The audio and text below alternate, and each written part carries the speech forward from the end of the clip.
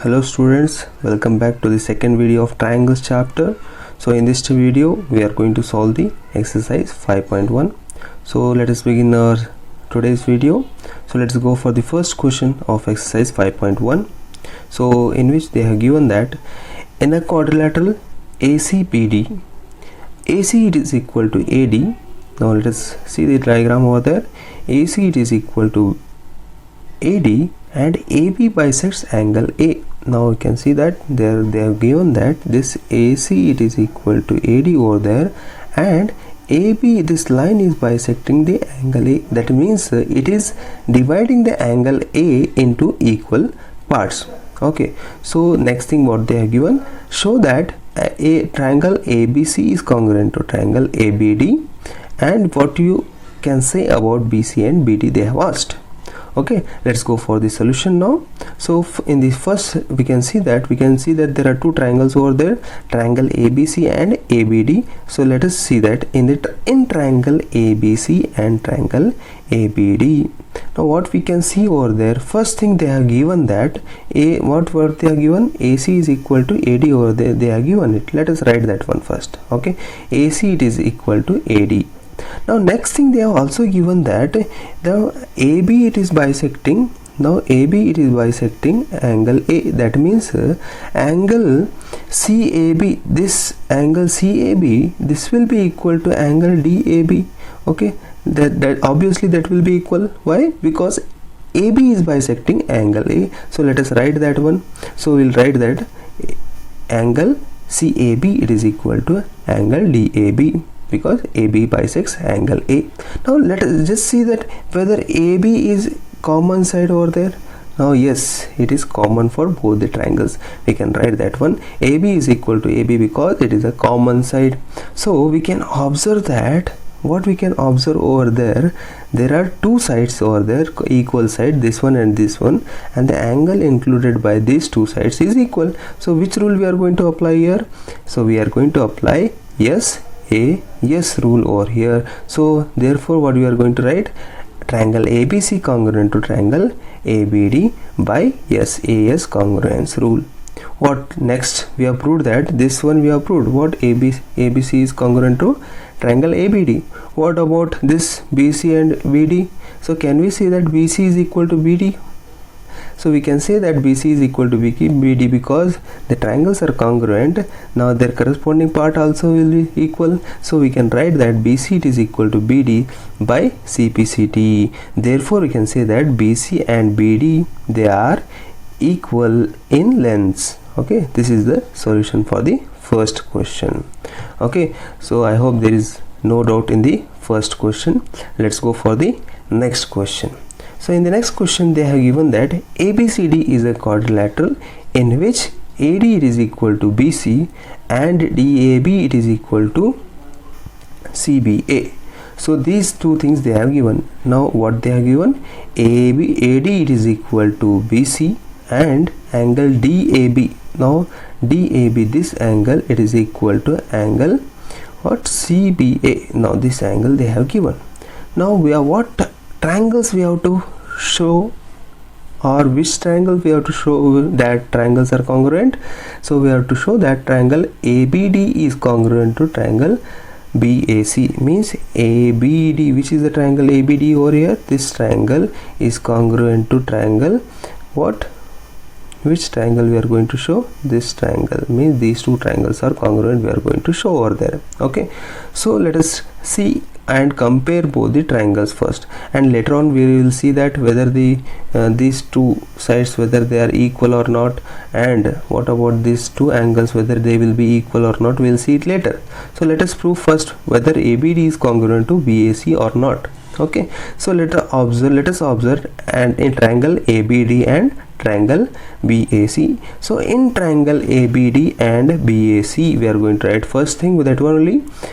Now we have seen that AD it is equal to BC they have given. Let us write that one only first, because they have given here in the question itself AD it is equal to BC. Let us write that one in the next step. Okay, we have written it. AD it is equal to BC. Then one more thing they have given, one more angle they have given. What is that angle? DAB it is equal to CBA. They have only given. Let us write that one also. Okay, let us write. We have got two things by given itself. Now just observe over there for both the triangles, for triangle ABD, as well as for triangle CBAC. AB is a common side over there. Just observe over there for triangle ABD. In triangle ABD, just observe over there. And now I'll draw it for you. ABD here, and this one more, the BAC. Now which is the BAC triangle here? This one. Now here AB is the side which comes in both the triangles. So can we write AB it is equal to AB over there? So let us write that one because it is a common side over there. So AB it is equal to BA, or you can say AB itself. That is the common side over there. So we are going to see that here two sides and one angle, they are equal. And the angle included by that equal side, it is there equal. So we are going to use one rule, that is SAS rule. So with that rule we can say that triangles are congruent. Therefore we are going to write triangle ABD congruent to BCA by SAS rule. So what about the next thing? BD is whether it is equal to AC over there. So we can write BD it is equal to AC. Why? Because they are corresponding part of these congruent triangles. So we can write that BD it is equal to AC by CPCT. And one more angle also we can say that, this one, just observe the angle ABD. Now which is that angle? ABD, whether it will be equal to angle BAC, because these two are again corresponding parts, as we have seen that they are already congruent triangles. By congruent triangles means their corresponding parts are equal, so their corresponding angles will also be equal. So we are going to write it as ABD it is equal to BAC by CPCT. This completes the solution of the second question. Okay, so let's go for the third question now. So in the third question they have given that AD and BC are equal perpendiculars lines to a line segment AB. So let's observe the diagram over there. Now there is a line segment AB. Okay, now just I'll draw that. Now just see that AB, it is a line segment over there, and they are, this AD is perpendicular to AB, and also this BC is perpendicular to AB. That means they are at 90 degrees. Now you have to show that CD, this one, the CD, it is bisecting the AB. Means bisecting means it cuts into equal parts. Then what we have to show it here? First we have to show that AO it should be equal to this part, should be equal to this part. Means AO it is equal to BO. You should show. Now to show that one, now we are going to see the two triangles over there. We can see that there are two triangles, that is these two triangles, what, BOC and AOD over there. So let us compare these two triangles first. Okay, in triangle BOC and triangle AOD, what we are going to observe there? So can we write BOC it is equal to AOD over there? So can we write this angle is equal to this angle? We have studied it in lines and angles. When the two lines are intersecting, we can say that their vertically opposite angles are equal. So let us write that one first thing. Okay, we are going to write BOC it is equal to AOD, vertically opposite angles. Now one more thing they have given, that they are perpendiculars. Equal and perpendiculars, these things are important here. Equal means they are equal in length, perpendicular means they are at 90 degrees.